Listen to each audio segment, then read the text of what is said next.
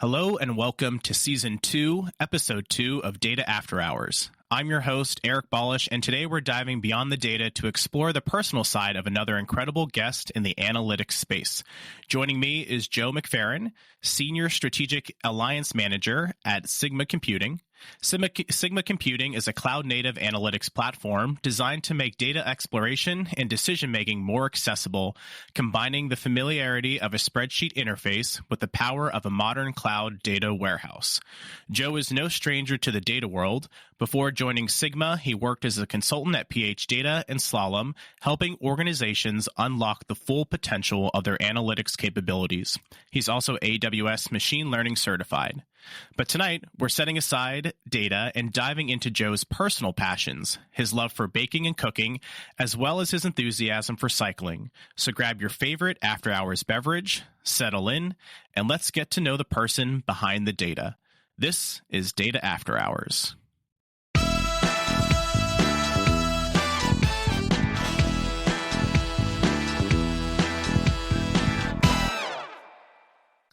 Hey, Joe, welcome to the show. Hey, Eric. Appreciate it. Thanks for having me. Yeah. Really excited to have you on. So before we get into your hobbies and interests, would love for you just to kind of share your involvement in the analytics space with our listeners and, what you do, kind of your normal 9 to 5 before we talk about your 5 to 9, I guess. Yeah, for sure. Eric, thanks to you for the introduction. I feel like you should maybe work at Sigma with that pitch. That was pretty good. Just to introduce myself, I'm Joe. I'm a Alliance Manager at Sigma. As Eric said, it's a browser-based SaaS platform that sits on top of our cloud data warehouse partners like Snowflake and Databricks and really allows kind of a business user, someone with a little bit less technical acumen to do analytics and analyze big data at scale. So my role there is working with all of our consulting partners and our systems integrators at the enterprise level and making sure that our partnership is thriving and flourishing and we can kind of help each other. So I have a background in consulting, worked for a number of organizations in the space, started kind of with Tableau and some data visualization when I was a research scientist, actually. And then got into healthcare consulting, went to analytics consulting, and then now I'm here at Sigma. That's awesome. Nice. I've obviously, my background's in Tableau, love working with Tableau, but was able to get to work with you when I was at Lovelitics and, kind of exploring our partnership there and getting to explore Sigma. And I felt like it was super easy to learn for me. And, it was really cool just to get to play with another BI tool that I, obviously I'm biased, but I really enjoyed it. It was really neat. I'm glad to hear that you guys are doing so well and growing significantly. Yeah, it's been, I've been there just over 2 years. And from when we started with however many customers, I think we just surpassed 1,300 customers, 1,300 active customers. So we've been growing, have plans to kind of grow even faster. And yeah, it's been a fun ride. Awesome. Cool. And if people would like to connect with you, where's the best place to connect? Reach out to me right on LinkedIn. Sweet. I think it's just linkedin.com/Joe McFarren. But yeah, usually pretty active on LinkedIn. Cool. Awesome. All right. So now that we know what you do in your normal 9 to 5, what are some of your hobbies and interests beyond your normal working hours? Yeah, working in partnerships is kind of interesting because, I'm flying a lot, I'm traveling a lot, I'm going on site to events or sporting games or anything like that. So my work hours are usually, 6, 7 in the morning until 11 or 12 at night. So I really, really enjoy my free time and I kind of cherish my free time. I'm a big cook. I'm a big baker. As I briefly mentioned, I used to be an academic research scientist doing molecular genetic research for brain cancer. So I look at baking as kind of like a big science experiment. So that's always a big passion of mine. And then I live in Minnesota, I live in Minneapolis. So right now, cycling outside is not, the weather's not conducive to an outdoor ride, but I try to hop on my bike in my indoor trainer. And then, of course, when it's nice out, try to take advantage of that and go around the lakes and all that good stuff. Awesome. Cool. Yeah, let's we'll dive into that a lot. So we definitely get a lot of folks on the show that are into baking and cooking. I'm terrible at both. So I always have a lot of questions of just around like, when did you start getting interested in baking and cooking, and like what fuels that passion? And like, are you somebody that can just see a picture of something and like, all right, I can make that, or do you need to follow like a recipe? So, well, I'll let you dive into that. Good couple of questions. I mean, I've been cooking since I was, 5, 6, 7 years old to my mom. She was always a stay-at-home mom, and she's from Puerto Rico, so grew up cooking a lot of Hispanic food, a lot of Puerto Rican food, and that was always just one of my favorite things. So I think there's just a lot of nostalgia in cooking like that.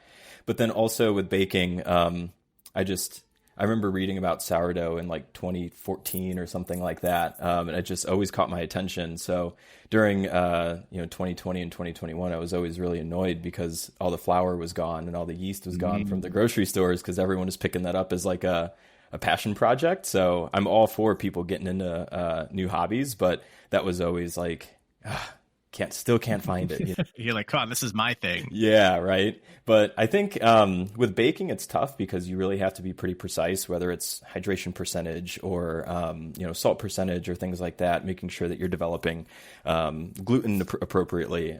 So it's something like that. I usually follow a recipe. I would say almost always follow a recipe. If I'm just cooking on the weeknights, my wife is a tax professional, so right now it's pretty nuts for her. So I do a lot of the cooking. Usually it's just what's in the fridge, what's about to go bad, and then just kind of come up with something with some sort of protein, some sort of grain, some sort of vegetable, and then kind of just finagle something. Yeah, nice. Yeah, for me, I have to follow a recipe, and I think I've said this before on some other interviews I've done with some other folks. So my wife Olivia, she's definitely the cook in the house. She loves it. She's one of those people like you can kind of just see something and say, okay, I can work with this and I can make, an awesome meal out of it. But for me, I need to follow a recipe. And the hardest part is the timing, I think, with cooking, like tough. Getting everything out warm or hot, it's like all at the right time. For me, it's like, I never know when to start what or when it's, and for me, that's where I really struggle. Yeah. I think a lot of people struggle with that though, because it's like, if you're boiling water, that'll take a couple of minutes. So then some people say, okay, well, I can prep the vegetables and I can cut up my mirepoix or something like that. Then you look over, the water's boiling, you're halfway done, you throw in the pasta, you get back to your vegetables, you may not have great knife skills, so you're a little slow there. You look back, your pasta's overcooked or, the rolls are burnt. And that's one thing that I cook and clean kind of as I go. And my wife, I think, really likes that because there's no dishes at the end of the night, but it also kind of drives her nuts because she's like, you were just running around with no real plan. And I'm like, hey, the plan's up here. I'm good. Yeah. You might use, every possible dish and bowl that you have, but they all get clean. Exactly. Exactly. I definitely take the role of, helping to keep the kitchen clean and like washing as we go and like cleaning up after dinner. So I'll take the role of cleaning. And, my wife, like I said, she loves to cook. So that's kind of the trade-off there. Yeah.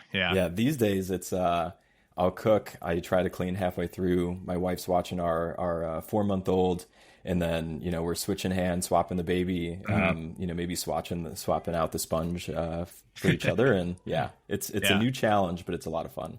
Awesome, nice. Do you have a go-to dish when you're cooking for friends or family? Yeah, I mean, usually if I'm cooking for people for the first time, it's one of two things. I have a pizza oven in my backyard, so I love making pizzas. Is it the uni? Usually. Yeah, I do have an uni. It's a very old one, and it's actually their previous branding. It's that old, but I got it from a friend of mine, colleague, mentor of mine. I was very, very fortunate for him to gift that to me. So I do pizzas a lot. We crush a lot of pizza in the summertime, spend a lot of time outside. But then I love cooking Puerto Rican food for friends and whatnot. So various types of rice and beans and things like that. Nice. That's awesome. That's really cool.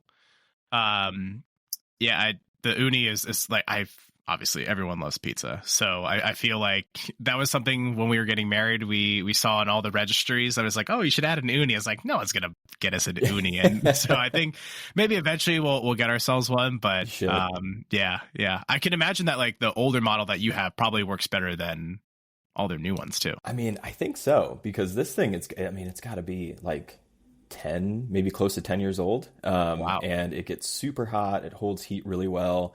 There's a couple of things that you want to look for is like it kind of sections off the outside air versus the inside air, because you really want to keep it warm. You want the stones to maintain heat. You want the fire to not go right on the pizza because it's just going to burn it.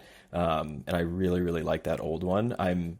This summer, I'm considering getting a new one. Nice. We'll see. We'll see. Cool. So yeah, if we're ever in the area, we'll be stopping over for some Puerto Rican food and some pizza. Yeah, absolutely. Come on by. Yeah. Now that you love baking and cooking, do you watch a lot of baking and cooking shows, or do you just, you really don't spend time there just because you love it so much as your kind of passion project, or do you really involve it in everything that you do? Yeah, I anytime there's a new Netflix show on anything cooking, baking, pizza, anything like that, I'm always just like right there crushing it. So love Great British Baking Show. I think a lot of people do. One show that my wife and I watched a lot was a show called Nailed It on Netflix. If you've ever seen that. No, I haven't. It's people that are just not very good cooks and not very good bakers. And they try their best, but it usually ends up being very comical. I'd really recommend it. It's one of those shows that will give you like just the biggest belly laugh. Okay. So it's a good one. Cool. But Chef's Table, there's a pizza version, I guess, season, whatever you want to call it, of Chef's Table.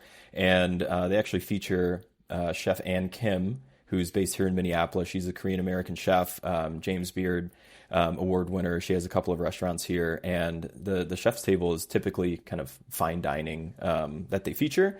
But this season was all about pizza, and Ann Kim was featured. So I live a couple blocks away from a restaurant called Pizza Lola that's featured in the Netflix show.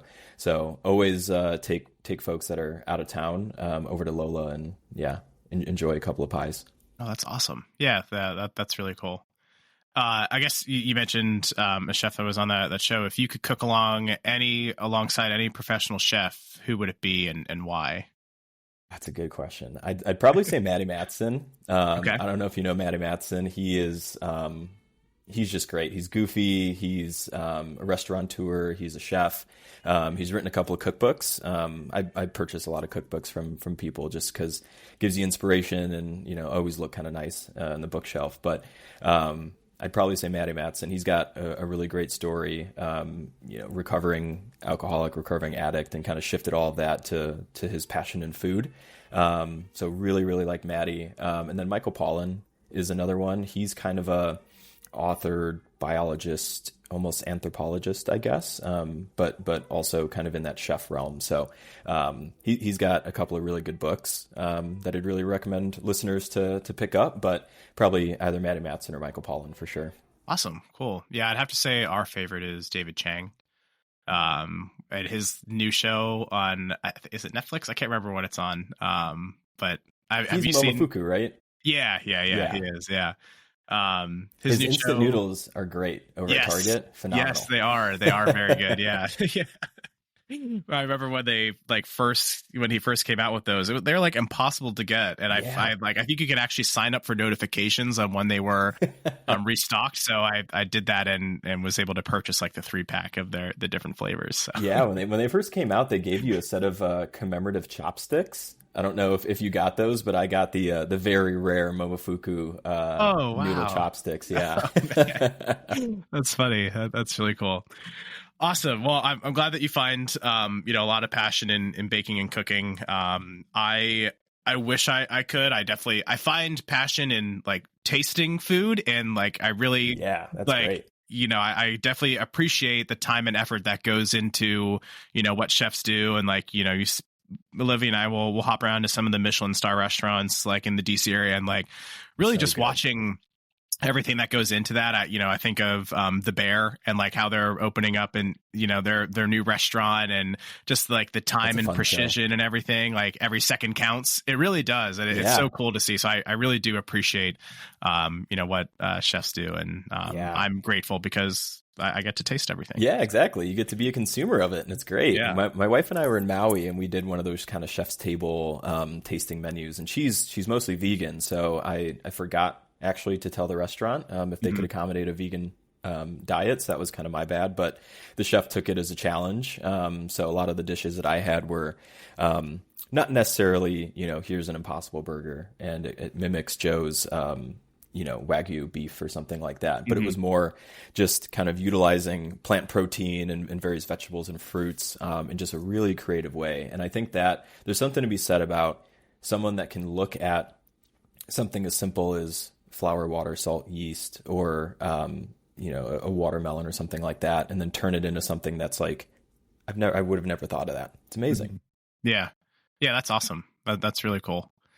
All right, let's kind of shift over into cycling a little bit. What first got you into cycling, and kind of what keeps you coming back to it? Yeah, I think watching the Tour de France, I think, was always something that was really interesting. It's one of those things where I think non-cyclists will see it on ESPN or the front page of the New York Times or something like that. And it's one of those things where it's like, oh, yeah, it's a bunch of men and women riding bikes across France and some other country. How hard could it be? And then you really think about it, and they're going 80, 90, 150, 200 miles a day, every day, for weeks on end. It's unbelievable. They're summiting mountains, and they're doing all of these pretty ridiculous courses. And seeing that, I was like, man, I should give this a go. So I have a couple of friends that are into cycling and got some guidance on purchasing a bike. So ended up getting a full carbon Canyon Endurace for those that may know what that is. Ended up kind of skipping the intro bike and just going right into it because I knew I was gonna get a lot of miles out of it. So been doing that for a couple of years. I took a pretty long ride the morning before my wedding, which was a lot of fun. I think it gives you just time to yourself, time to self-reflect. You get to see the city you live in a different way because, riding a bike and being on the bike path is quite a bit different than driving in a car and making sure you're not rear-ending someone.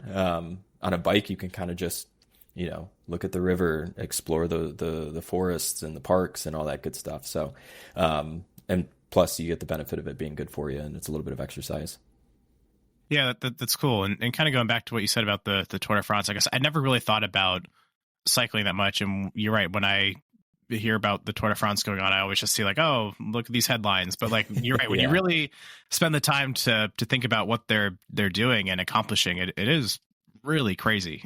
Yeah, it's nuts. I mean, imagine running a half marathon or a marathon every day with almost no real break.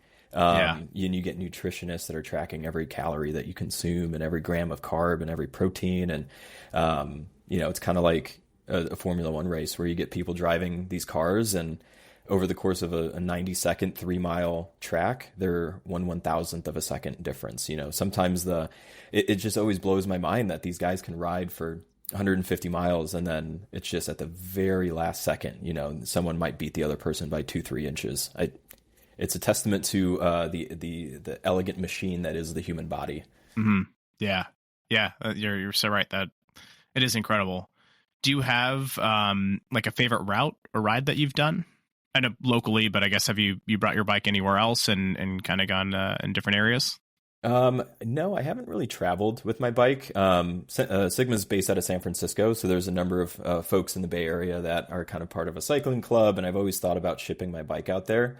Would really, really love to ride around the Bay. I borrowed a friend's bike and went across the Golden Gate and up across the Bay, which is really, really cool. But here locally, we have so many bike paths in Minneapolis. I can go miles and miles and miles without crossing a street, which is great. But a friend and I, a couple of years ago, we rode more or less from Minneapolis up to Duluth, Minnesota, which is up on Lake Superior. It was about 115, 120 miles that we did. And that was just, it was gorgeous. It was so much fun. We saw a black bear on the bike path, which was really surprising and pretty cool. And then just riding up, you kind of crest a couple of hills and you get into kind of the glacial hills and glacial mountains up near Duluth. And it was a lot of fun. Yeah. That's very awesome. Picturesque. So you said about 115 miles. So is that now, do you cover that in a day, or like, do you how many miles like would you do a day on that trip? And like, do you camp somewhere? Do you stay at a hotel? Like how does kind of that work? Yeah, that was one go. So we just started pretty early in the morning. It was me and my buddy who rode up, and then my wife and his wife, who were all very good friends. So they dropped us off. They drove up to Duluth and just hung out for the day. I think it took us maybe 7.5 hours. We stopped for 5-10 minutes here and there, but it was mostly riding. And once you start doing those distances, it's really no different than a 10-minute ride. Your legs just move for a lot longer. Yeah. But it was a lot of fun. We ended up driving back didn't ride back because that would have been Yeah. a little nuts. But some people do it. Some Yeah. people do it. Yeah, that's really cool. I know here in the DC area we have the WNOD trail, and I believe I think you can ride that from Pittsburgh all the way to like Baltimore or Annapolis or something like that.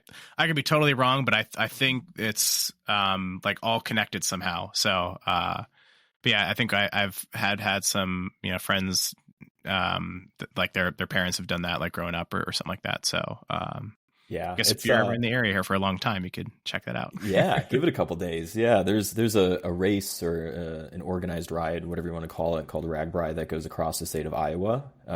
Talked about doing that a couple of times. That's a couple 100 miles. So maybe one of these days, maybe for my 40th. Sweet. Yeah. I just have a few kind of rapid fire questions here for you before we wrap up, just kind of pertaining to, both your hobbies here, kind of like this or that style. So bake or cook? Probably cook, just because it's a little easier sometimes. Sweet or savory? Savory. I'm not a big sweet guy. People always give me grief for not liking chocolate, but would definitely do savory. Yeah, I'm with you there. I think I know the answer to this one, or maybe you'll surprise me, but pizza or pasta? Yeah, pizza. Gotta do pizza. The uni, made homemade sure. pasta a lot, but pizza is just undefeated. Switching over to cycling, I guess. Morning ride or evening ride? Probably morning. A little bit less busy. I don't get out a lot for morning rides, but I certainly prefer more. It's a little cooler, especially when it's kind of humid. It just feels good. Mm-hmm. I feel like I know the answer to this one too. Indoor trainer or outdoor cycling? Yeah, outdoor. Outdoor, yeah. Indoor is, I put a TV in my office because it was that boring just riding on my trainer. So definitely outdoor, 100 out of 100 times. I give a lot of credit to people who can just run on a treadmill. Like, if they're training for a marathon or something and just do even just like more than 4 miles on a treadmill indoor, it just like, I could run that outdoor, but indoor, it's just like, I don't know how people do it. Yeah, I think it's a mental exercise too, because it's just so boring and you don't get the external stimulation of what you're seeing and the wind and everything like that. So more power to them. Yeah. And since we talked about the sourdough and what you just told me about your sweet or savory, I feel like I know the answer to this one. But if you had to give up one forever, bread or dessert? Yeah, dessert. Definitely. Yeah, I love key lime pie. That's my go-to dessert. But yeah, I could live without it. I know a person that makes an incredible key lime pie, and I do not like key lime pie. Ooh. So when she makes it, I actually like it is the best thing in the world. So if you're ever in the DC area, I'll have our friend make it. And yeah, I'll send you my address. Maybe we can mail one out. Yeah, that'd be great. And then just one final question here for you, Joe. What's one hobby or skill you've always wanted to try but haven't yet? That's a timely question. I told my wife my New Year's resolution is to get my scuba license. No way. I love swimming. I'm a pretty strong swimmer. I like kind of snorkeling and free diving and all that good stuff. I mentioned we were in Maui, I think last year or the year before, and I was diving down just with the snorkel, and I ran into a bunch of scuba divers because I was not super far down, maybe 10 meters or something like that. But it was kind of funny seeing them, bop around the coral, and I had to go up to the surface to catch my breath. But I think I'd love to scuba dive and do kind of a excursion, maybe in the Caribbean or something like that. It's crazy. I just like scuba diving is something that always takes me by surprise. And actually, one of our guests that I had on here before, Amanda McCulloch, she told me about her scuba diving. And then I've had a lot of friends that are from the Pittsburgh area that have gotten their scuba certifications. Right. And like in my head, it's just so funny because it's like you don't live near a body of water to do it on a regular basis. Nope. But I guess, like you said, it is just such a different thing, and it's super cool. So when you do go somewhere where you can snorkel, you might as well take advantage of it than just floating at the top of the water. So. Yeah, exactly. It's I don't know, being underwater like that, it's quite literally not literally, but almost a different world. You see so many different things. And I did a study abroad program back in college in the Bahamas for a shark ecology program, and it was just so much fun. And seeing the divers, I was so jealous of them. My father's been a scuba diver for forever, so hopefully we can plan a trip one of these days. Yeah, that's awesome. Cool. Well, Joe, thank you so much for taking the time to chat here with me today. It's, I've our working relationship, before was kind of all around Sigma and our partnership. So I've loved that I've been able just to get to know you on a more personal level and your interest in hobbies. So it's been really great talking to you today. Yeah, I appreciate the invite. Appreciate you organizing this and having me. It's always a pleasure to see you. I'm glad that we could catch up a little bit. I'm happy about your new role and the progression you've made there and all that good stuff. So happy to see you, and thanks for having me. Yeah, of course. And to our listeners, thank you for tuning in to Data After Hours. Don't forget to hit subscribe for more fascinating stories from the data world and beyond. Until next time, stay curious and good night.